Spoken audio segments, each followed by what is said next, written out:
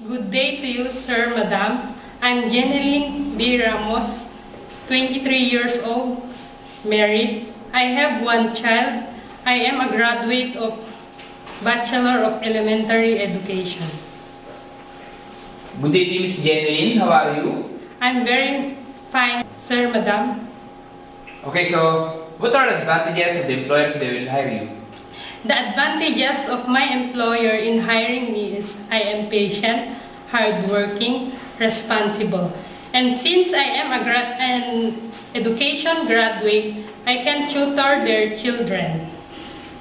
Okay, so since you're already a mother, so can you tell us how to take care of the newly born baby, Miss Jeneline? The proper way of taking good care of a baby is simply by giving them milk, checking their diaper when it's wet, giving them vitamins and medicine when they are sick, and most of all, love them as my own child. Okay, so what if you commit a mistakes and the employer scolds you, what will you do? I will say sorry and promise not to do it again. Okay, Miss Jeneline, do you have a message to your employer?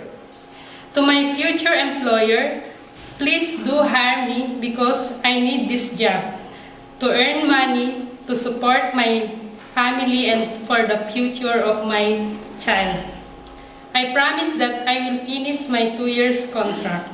Okay, thank you, Miss Jeneline. Hope to see you soon in Singapore. Thank you, Sir, Madam.